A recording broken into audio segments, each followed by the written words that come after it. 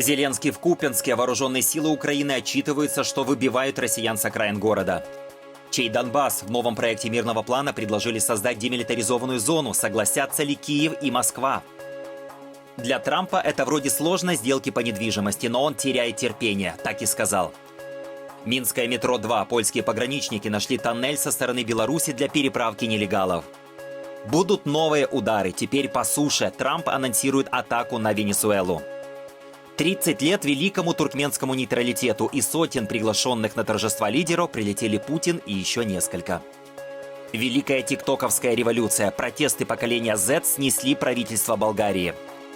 Небинарный победитель Евровидения против Евровидения из-за участия Израиля и другие парадоксы конкурса. Здравствуйте! На канале «Один день» события, которые касаются каждого. Подписывайтесь. С вами я, Андрей Данилевич.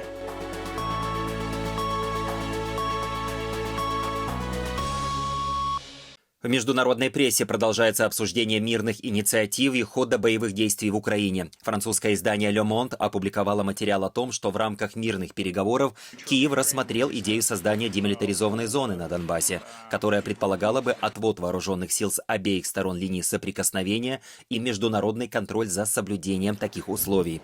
Этот вариант включен в концепции, обсуждаемые с партнерами, и обсуждается как часть американского плана мирного урегулирования, при котором часть территории может быть отделена от активных боевых действий под наблюдением международных сил. Указывается, что решение о будущем Донбасса должно быть принято либо через выборы, либо через референдум по воле народа Украины. Однако в Украине опровергают утверждение о том, что такое решение уже принято. Представители Офиса президента подчеркивают, что речь шла лишь о теоретических моделях и вариантах, которые изучаются на экспертном уровне, а не об официально утвержденных политических решениях. Любые изменения в статусе территории возможны только по согласованию на высшем уровне и с учетом воли украинского народа. В другом материале «Le Monde» отмечается, что продвижение российской армии, которое Путин пытается использовать как аргумент в переговорах с США, описывается как обманчивое. То есть, несмотря на заявления Москвы о продвижении, ситуация на фронте остается сложной и характеризуется интенсивными боями, контратаками и неопределенностью на отдельных участках линии соприкосновения. При этом Украина продолжает сопротивление и удерживает ключевые позиции, отражая попытки противника изменить баланс сил на своих условиях. Президент США Дональд Трамп заявил, что украинский лидер Владимир Зеленский единственный, кому не нравится предложенный Вашингтоном план завершения войны. Будут ли представители США на встрече в Европе этими выходными, Трамп еще не решил. Он заявил, что участие возможно лишь, если будет реальная возможность продвинуться к соглашению о прекращении огня. Вы еще в июле, если я правильно помню, брали на себя обязательство перед европейцами участвовать в некой миротворческой миссии в случае мирного соглашения. Вы упоминали воздушную поддержку, разведку и так далее. Это обязательство все еще в силе? Готовы ли США участвовать? Это называется соглашение о безопасности. Они так его называют. И знаете, мы бы помогли с обеспечением безопасности, потому что, как мне кажется, это необходимый фактор для того, чтобы довести дело до конца. Я считал, что мы были очень близки к сделке с Россией. Я считал, что мы были очень близки к сделке с Украиной. На самом деле, за исключением президента Зеленского, хотя его люди любят саму концепцию сделки, мы предложили нечто, 4 или 5 разных частей. Это немного сложно, потому что речь идет о перераспределении территорий определенным образом. Это непросто. Это что-то вроде сложной сделки с недвижимостью, умноженной на 1000. Но это сделка, которая остановила бы гибель тысяч людей каждый месяц. Тысяч и тысяч жизней, в основном солдат. Но, как вы знаете, продолжаются бомбардировки. В субботу состоится встреча. Мы посмотрим, будем ли мы в ней участвовать. Мы сказали, что примем участие, если, на мой взгляд, будет хороший шанс. Они хотят, чтобы я участвовал, хотят, чтобы мы участвовали, и мы будем участвовать во встрече в субботу в Европе, если посчитаем, что есть хороший шанс. Мы не хотим тратить много времени, если считаем, что результат будет негативным. Мы хотим, чтобы это было урегулировано. Мы хотим спасти много жизней. Как вы знаете, в прошлом мы потратили, возможно, 300-350 миллиардов долларов, отдавая их Украине. Мы ничего не получили взамен, но мы дали эти деньги Украине. В итоге я получил взамен редкоземельные ресурсы, хотя я не тратил деньги. А сейчас мы продаем оружие НАТО. Мы не продаем его Украине, мы продаем оружие по полной цене НАТО. И, как вы знаете, они распределяют это оружие. В основном, вероятно, Украине. Возможно, и другим тоже. Но мы не участвуем в войне, кроме того, что участвуем в переговорах, потому что нас там хотят видеть. Украина очень хочет нашего участия. Европа тоже. Европа хочет, чтобы мы были вовлечены. Институт изучения войны отмечает, Кремль пытается выдать оккупацию Северска за начало битвы за Славянск, однако реальных условий для наступления на город у российских войск сейчас нет. По данным аналитиков, Дмитрий Медведев доложил Владимиру Путину, что захват Северска якобы создает предпосылки для атак на Славянск. Эксперты считают это политическим сигналом, а не отражением ситуации на поле боя. Чтобы даже приблизиться к штурму, российским войскам потребуется еще несколько месяцев. Завершить операции в районе Лимана, пройти около 14 километров от Лимана до Славянска с форсированием Северского Донца, либо преодолеть почти 30 километров от Северска. Темпы продвижения остаются крайне медленными. Как подчеркивает институт, России понадобился 41 месяц, чтобы продвинуться всего на 19 километров от Лисичанска до Северска. При этом после освобождения Лимана в октябре 2022 года российские силы так и не смогли вернуть контроль над городом. По оценке аналитиков, при нынешней динамике оккупанта может понадобиться около года, чтобы лишь создать условия для возможной битвы за Славянск. При этом буквально накануне начальник Генштаба Валерий Герасимов отрапортовал Путину о ходе боевых действий, после чего президент России вновь отдал приказ продолжать войну, несмотря на отсутствие оперативных предпосылок для крупного наступления. Тем временем президент Украины Владимир Зеленский прибыл в Купянск Харьковской области, город, который российские власти ранее называли находящимся под контролем России. В декабре Владимир Путин заявлял, что Купянск якобы с начала ноября фактически контролируется российскими военными.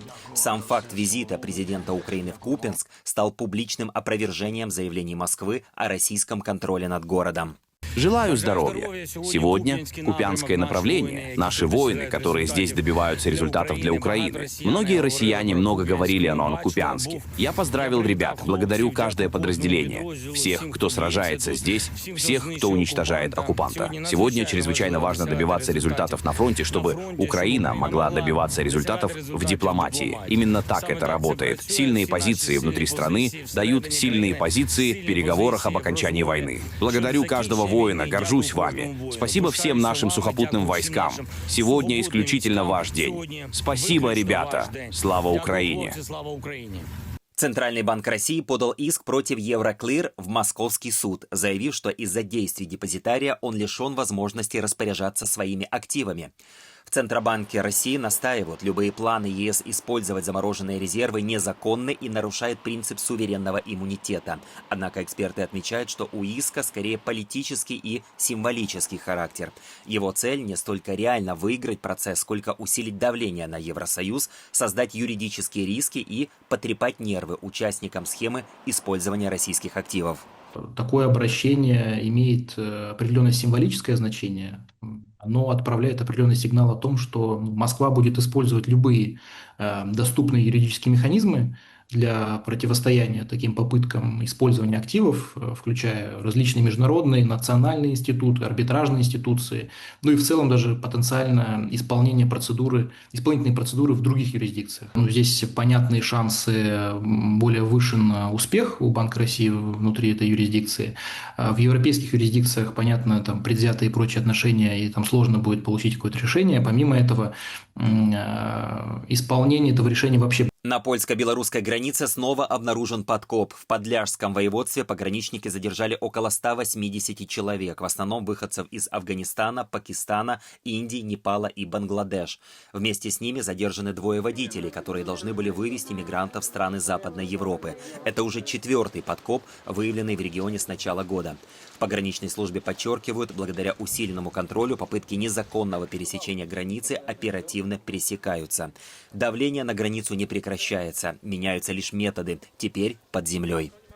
Московский городской суд заочно приговорил прокурора Международного уголовного суда Карима Хана к 15 годам колонии. В России его обвиняют в незаконном преследовании за то, что именно он добился выдачи ордера на арест Владимира Путина и детского омбудсмена Марии Львовой Беловой по делу о похищении украинских детей на оккупированных Россией территориях Украины. Москва с 2016 года по решению Госдумы и Владимира Путина не признает юрисдикцию Международного уголовного суда. При этом давление на Гаагский трибунал идет не только из России. Ранее Дональд Трамп вводил санкции против МУС и его прокурора, критикуя ордера, которые затрагивали интересы руководителей государств, с которыми у Трампа хорошие отношения. Будущие войны больше не выглядят как в учебниках. В Германии армия США отрабатывает то, что уже стало реальностью на востоке Европы – бой с применением беспилотников. На полигоне Графенвёр прошли первые в Европе соревнования операторов боевых дронов армии США.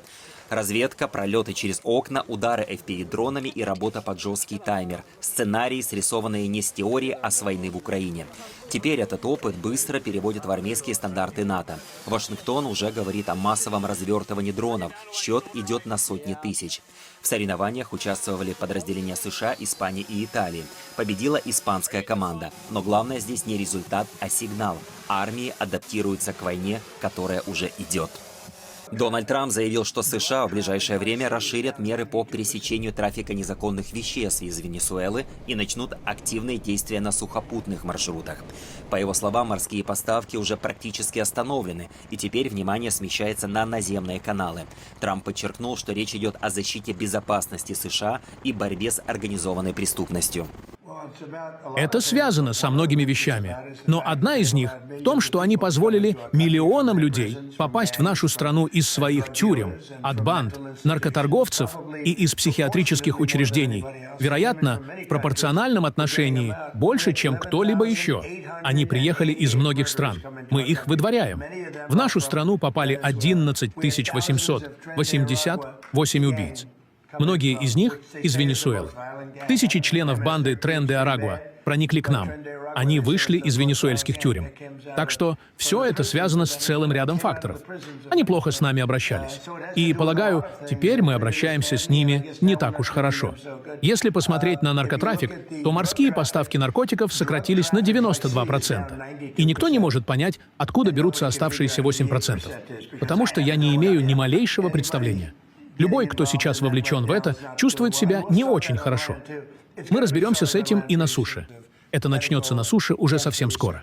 Президент Венесуэлы Николас Мадуро заявил, что провел продолжительный телефонный разговор с президентом России Путиным. По словам Мадуро, российский лидер подтвердил поддержку венесуэльского правительства, усилий по защите суверенитета страны и, как он выразился, стабильности в регионе. Мадуро сообщил, что стороны обсудили двустороннее сотрудничество и напомнили о подписании в конце ноября пакета из 19 соглашений в сферах энергетики, промышленности, сельского хозяйства, здравоохранения, науки и технологий. Также было подтверждено, что в 2026 году в Каракасе пройдет юбилейное заседание Российско-Венесуэльской межправительственной комиссии. Заявления прозвучали на фоне усиления давления со стороны США, которые ранее объявили о новых санкциях против структур, связанных с венесуэльским нефтяным сектором. Сегодня я получил телефонный звонок на русском языке. У меня состоялся продолжительный разговор с нашим старшим братом, храбрым другом, президентом России Владимиром Путиным, который попросил меня передать послание народу Венесуэлы. Он сказал мне следующее.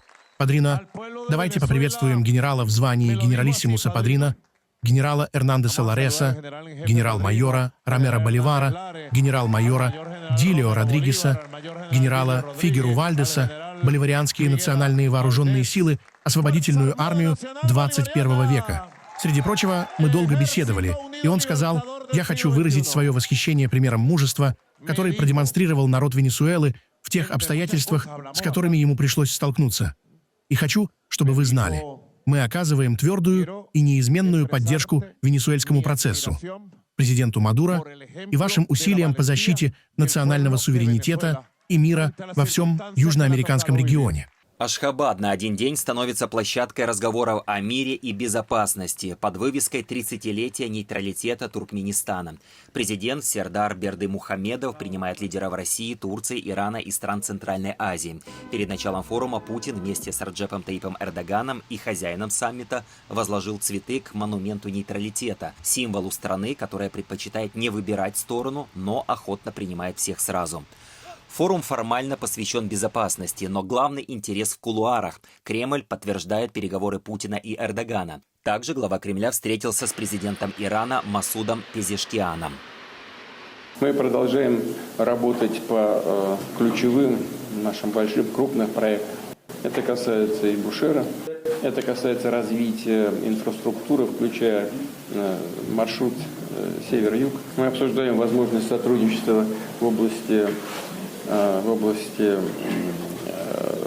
газа, в области электроэнергии. Продолжается большая работа в области сельского хозяйства. Ну и, конечно, мы в плотном контакте по всем ключевым международным вопросам, включая все вопросы, связанные с иранской ядерной программой. И вы знаете нашу позицию, мы поддерживаем Иран в Организации Объединенных Наций. Премьер Болгарии Рассен Желязков подал в отставку на фоне массовых протестов против экономической политики и коррупции. Решение прозвучало за минуты до вотума недоверия и за 3 недели до вступления страны в еврозону. Накануне тысячи людей вышли на улицы по всей стране, добиваясь пересмотра бюджетных планов и повышения прозрачности власти. Теперь страну, вероятнее всего, ждет временное правительство и возможные досрочные выборы. Мы не сомневаемся, что на предстоящем вотуме недоверия уже в 6-й раз правительство получит поддержку. И вотум не пройдет. Тем не менее, для нас решения Народного собрания имеют значение лишь тогда, когда они выражают волю суверена. Недаром римляне говорили «голос народа, голос Божий». Поэтому сообщаю вам, что до голосования по вотуму недоверия сегодня правительство подает в отставку. Как отмечает The Wall Street Journal, отставка правительства Болгарии стала частью новой революции TikTok, волны протестов поколения Z, которые в этом году уже меняли власть в разных странах мира. Ранее молодежные движения, мобилизованные через соцсети, привели к падению правительств в Непале и на Мадагаскаре. Протесты против привилегий политических элит вспыхивали в Индонезии и на Филиппинах, а в Танзании акции молодежи были жестко подавлены властями. Болгария стала первым таким случаем в Евросоюзе, когда цифровая мобилизация молодых людей напрямую обернулась политическим кризисом и сменой власти. Продолжение скандала вокруг Евровидения. Победитель конкурса 2024 года, швейцарский артист Немо, заявил, что возвращает свой трофей Европейскому вещательному союзу в знак протеста против участия Израиля на фоне войны в Газе. Немо, победивший с песней «The Code», считает, что это решение противоречит ценностям конкурса, единству, инклюзивности и достоинству для всех. В своем заявлении артист сослался на выводы комиссии ООН и подчеркнул, если заявленные принципы не соблюдаются на практике, даже победа теряет смысл. Решение Немо стало частью более широкого кризиса. После допуска Израиля к следующему конкурсу сразу 5 стран, включая Исландию, Испанию и Нидерланды, объявили о выходе из Евровидения. Израиль обвинение отвергает и настаивает на праве на самооборону после атаки Хамас 7 октября 2023 года. Таким был один день. Впереди новые события. Подписывайтесь, чтобы не пропустить.